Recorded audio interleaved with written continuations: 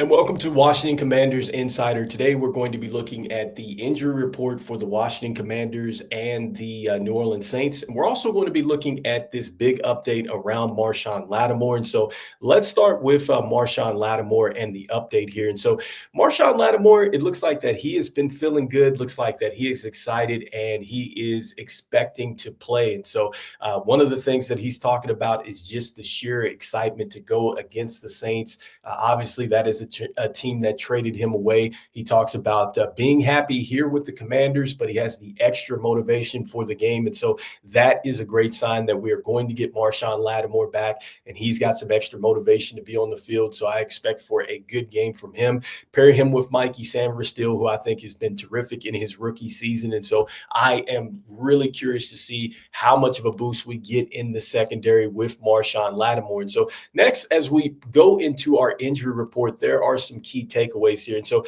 I want to start with Zane Gonzalez. So Zane Gonzalez popped up on the injury report with a left foot. He was limited on Wednesday. Looks like he was a full go Thursday.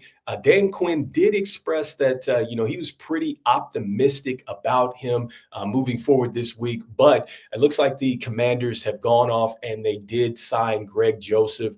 He's been signed to the practice squad here. So it looks like the Washington Commanders are just getting some insurance just in case Zane Gonzalez is not able to go. And so that is a good thing. And it is a veteran kicker that the Commanders have got in Greg Joseph. And so that is also good. And so we might see Greg Joseph if Zane Gonzalez cannot go. And so some of the other key things to note on the Washington Commanders injury report is that Quan Martin has been limited this week due to a shoulder. Hopefully he starts to trend upward and he's looking to play. We also had Dante Fowler Jr. He was on the injury report with a groin injury, but it looks like he's been a full participant here. And so that is a great sign. We just talked about Marshawn Lattimore. It looks like he's been a full participant and he is excited to go. Then we have Jordan McGee as well.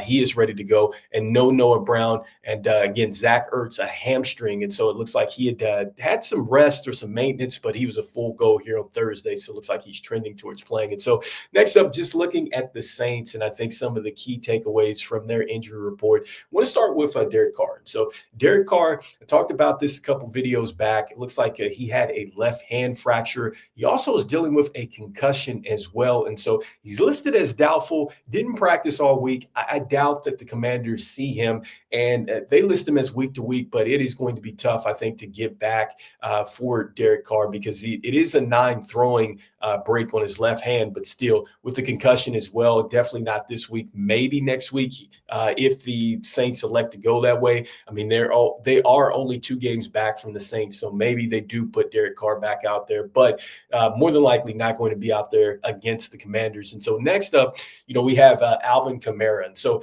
Alvin Kamara looks like he's been dealing with an illness.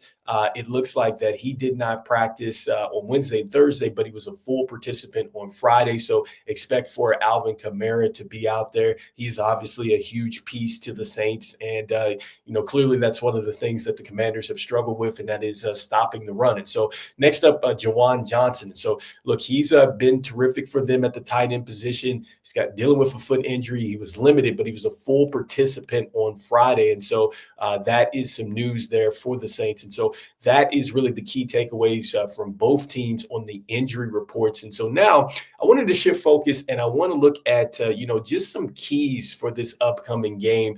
And I want to start with just the Saints and just the fact that right now, the Saints going into this game, they're holding teams under 22 points for 4 straight games. So that is pretty good defense. And so for whatever reason, their defense has been hot. I know that, I just talked about the Saints and the injuries and things like that, but keep in mind that they are just 2 games back from the Bucs. And so there's still a lot of football. There's still a lot to play for. And so I think that is point number 1 for the Commanders.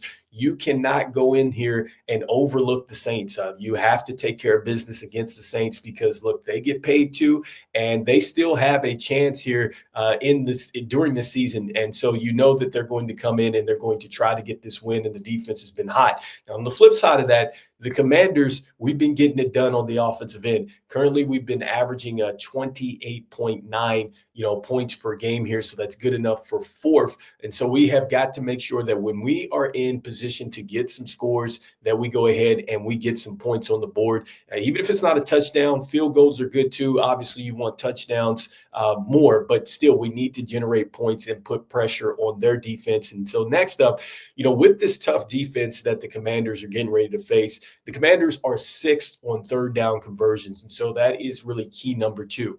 Whenever the Commanders control the clock, they generally win the football game. And that's something that was talked about on Locked On Commanders. So make sure that you go over there and subscribe and like that channel. Does some great work over there. And so, I think that this is going to be huge for the Commanders, not just in this game, but I think moving forward. Ball control offense, I think, is where it starts with the Commanders. And I feel like that starts with the power running. And so if we're able to do that, that opens up a lot of things. And so that leads me to point number three with the Commanders and why, it is going to be really important for the Commanders to get the run game going, because the Saints have actually been pretty good against the pass at this point. They're only giving up an 80.1 quarterback rating, which is fifth in the league, which is pretty good.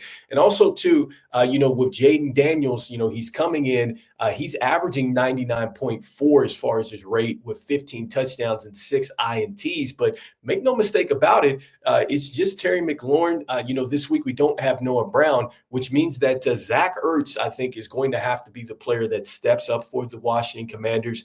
I mean, right now, he is averaging about 4 receptions a game, and he has 4 touchdowns. And so I think that Zach Ertz is going to be really important for this team down the stretch, because, we do not have Austin Eckler, and we need somebody that can just occupy the middle of the field. And I think that Zach Ertz has done this before in Philly. He's done this before with the Cardinals. And so this is where I think that the rookie quarterback is going to have to lean on his veterans. And I think Zach Ertz, this is a prime situation for him now to get rhythm over these last 4 games and get some good rapport with Jaden Daniels, even though that they're on the same page. But I would expect for Jaden Daniels to go to him a little bit more. And so next up, talking about that passing game and how good the Saints have been as far as, just their rate against the pass, the Commanders have got to run the football. And so we do that well. Currently right now, Brian Robinson, he's averaging 4.6 yards per carry with 8 touchdowns.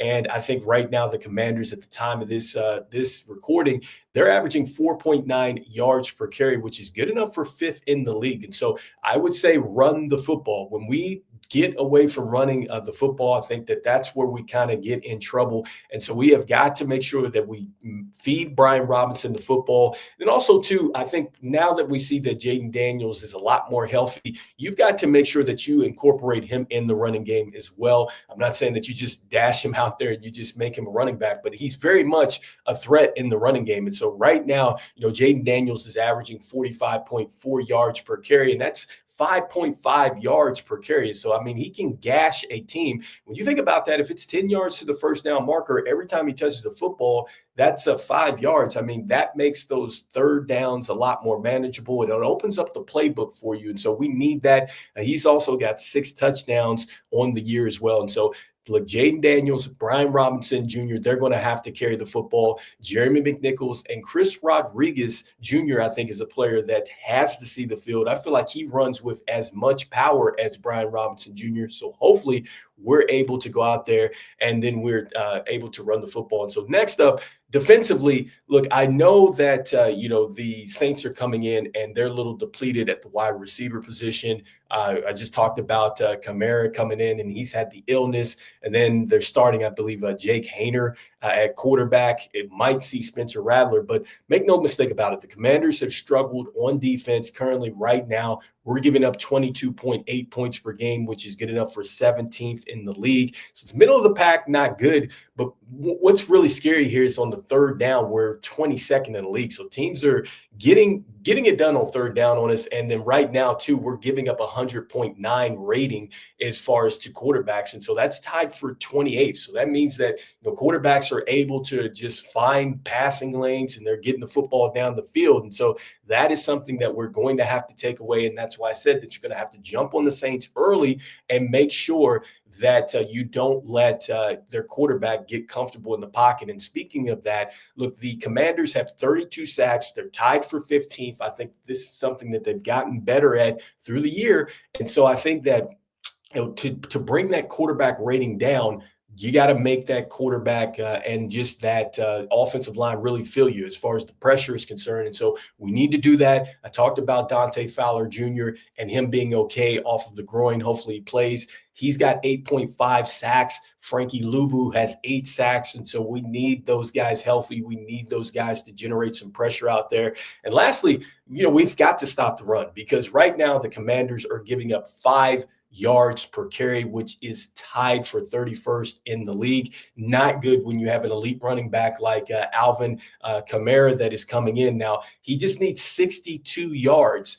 to get his first 1,000-yard season. I could not believe I heard that when I was listening to Locked On Commanders here earlier this week. But Alvin Kamara, he is going to get the football early and often, especially with this Saints offense is kind of depleted here. And so those are some key takeaways for this upcoming game. We're going to be talking a little bit more about this game on Saturday and prepping as we get ready for that Sunday contest. And so make sure that you like, subscribe, and share the content. This is Washington Commanders Insider. We'll be back for another show. All right. Peace.